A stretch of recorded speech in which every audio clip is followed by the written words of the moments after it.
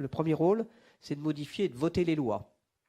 De présenter des propositions de loi. Bon, je reviendrai sur ce point. Ça, c'est le premier point. Deuxième point, c'est de suivre l'application des lois. Ça, c'est fondamental. C'est-à-dire qu'une fois qu'une loi est votée, les députés, ils ne doivent pas se dire, bon, bah, c'est fait, ça ne regarde plus. Troisièmement, c'est de voter le budget. Le budget, c'est en fait, ce sont deux budgets. C'est le budget général et le budget de la sécurité sociale. Et dernier point dans le rôle du député, c'est ce qu'on appelle contrôler l'action du gouvernement. Ça passe par différentes possibilités. Il y a des séances de questions au gouvernement. Bon, il y a les fameuses séances qui sont télévisées le mardi et le mercredi. Il y a des séances de contrôle qui sont dédiées donc à... Alors, les députés siègent obligatoirement dans une des 8 commissions permanentes. Le nombre de commissions est aussi fixé dans la Constitution. Chaque député choisit où il veut aller, mais la répartition dans les commissions se fait aux fonctions du prorata du nombre de députés par groupe politique. Donc voilà un peu. Alors la présence en commission est contrôlée maintenant, depuis 2007. Donc, et si vous êtes trop absent des commissions, vous pouvez avoir une diminution de votre indemnité parlementaire.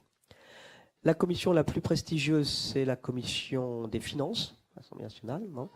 Ensuite, il y a la commission des lois, et les autres commissions, c'est affaires culturelles, la commission des affaires économiques, la commission des affaires étrangères, la commission des affaires sociales, la commission de la défense et la commission du développement durable. Donc quand vous êtes élu, la première chose à faire, c'est de choisir dans quelle commission vous allez siéger. Habituellement, l'Assemblée nationale tient 3 séances par jour, le matin, l'après-midi et le soir, et ce, tous les mardis, mercredis et jeudis.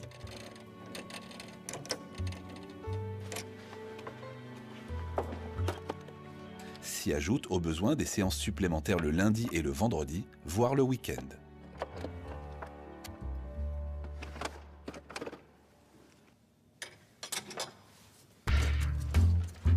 Au même moment, le bureau de poste de l'Assemblée nationale s'active.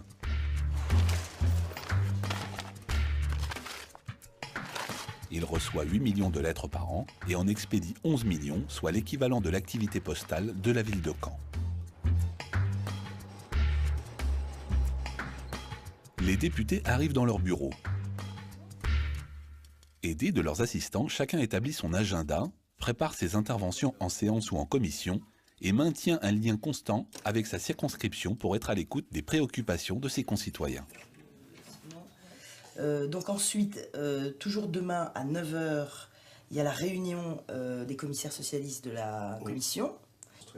Qui passera en séance l'après-midi. D'accord, donc là, moi je prends la parole avec le rapporteur, c'est ça? Tout à fait, vous présentez le texte tous les deux. Donc c'est une semaine chargée. Semaine chargée.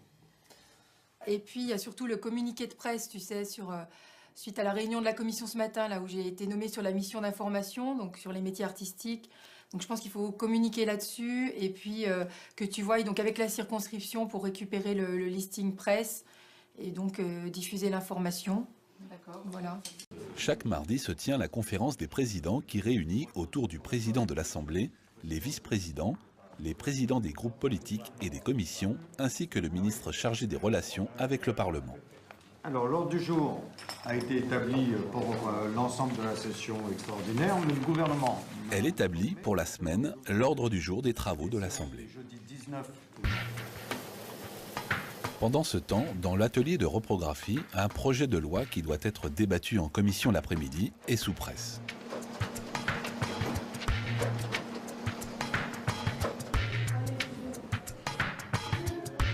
C'est indispensable pour préserver notre souveraineté. Les groupes politiques de l'Assemblée se réunissent.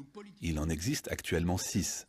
Le groupe socialiste, radical et citoyen, l'UMP, Union pour un mouvement populaire, l'Union des démocrates et indépendants, le groupe écologiste, le groupe RRDP, radical, républicain, démocrate et progressiste, et le groupe de la gauche démocrate et républicaine. Restez très serein dans ce débat, très serein, très déterminé. Chacun tient au moins une réunion hebdomadaire au cours de laquelle est définie la stratégie politique du groupe pour les travaux parlementaires en cours et à venir. Faire ce que nous avons fait, tous ensemble, garder le cap, élever le regard, et ne pas perdre de vue l'horizon que nous nous sommes fixés. C'est dans une ambiance parfois très animée que se tiennent les séances de questions au gouvernement, qui permettent aux députés d'exercer leur contrôle sur l'action du gouvernement et d'alerter l'opinion publique. C'est le règlement de l'Assemblée nationale. Dans l'hémicycle est examiné un projet de loi de finances rectificative précédemment adopté par la Commission des finances, qui est l'une des 8 commissions permanentes.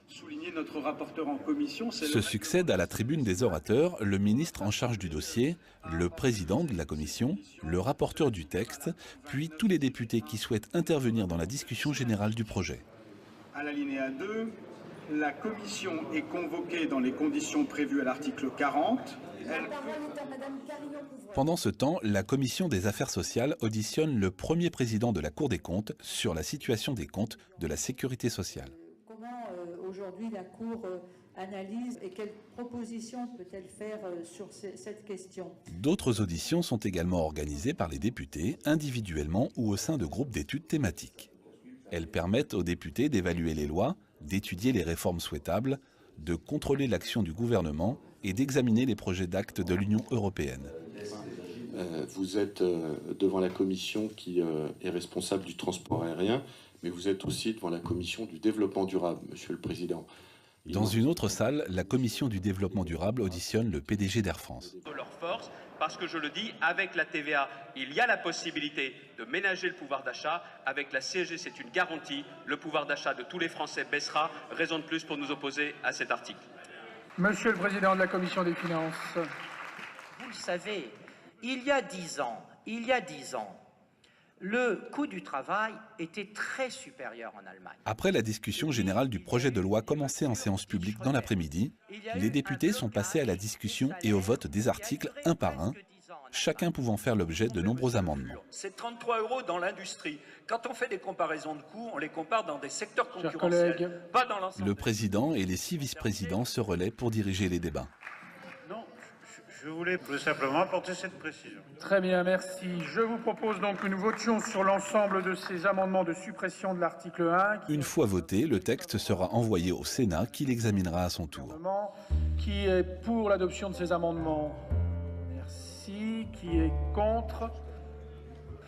Ils sont rejetés. Vous allez être amené à organiser des réunions en circonscription, le bilan de mandat bien évidemment, puis d'autres réunions, pour discuter avec les gens. Alors vous pouvez faire par exemple un truc passionnant, ça suppose que vous ayez le temps entre le dépôt de la loi et le moment où elle arrive en débat, des réunions pour présenter des lois. Ça c'est passionnant, moi j'ai pu le faire pendant mon premier mandat, j'ai pas réussi pendant le second parce que les délais de dépôt étaient au minimum, ce qui fait que entre le dépôt des fois de la loi et le passage en commission il y avait 3 jours, donc on ne pouvait pas convoquer une réunion. Non.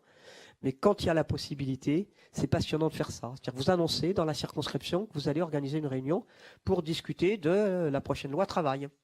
Et donc là, vous allez vous expliquer quel est le contenu, et puis vous avez une interaction et tout. Et ça, c'est vraiment très intéressant parce que ça associe les citoyens à ce que vous faites. Mais il faut que vous fassiez attention à une chose, c'est qu'un député n'a aucun pouvoir local. Ne faites jamais croire aux gens que vous avez du pouvoir. Parce que les gens sont tellement désespérés que la députée, c'est une figure de la République. Donc ils vont venir vous voir. Et il faut recevoir dans ce qu'on appelle les permanences parlementaires. Il faut recevoir.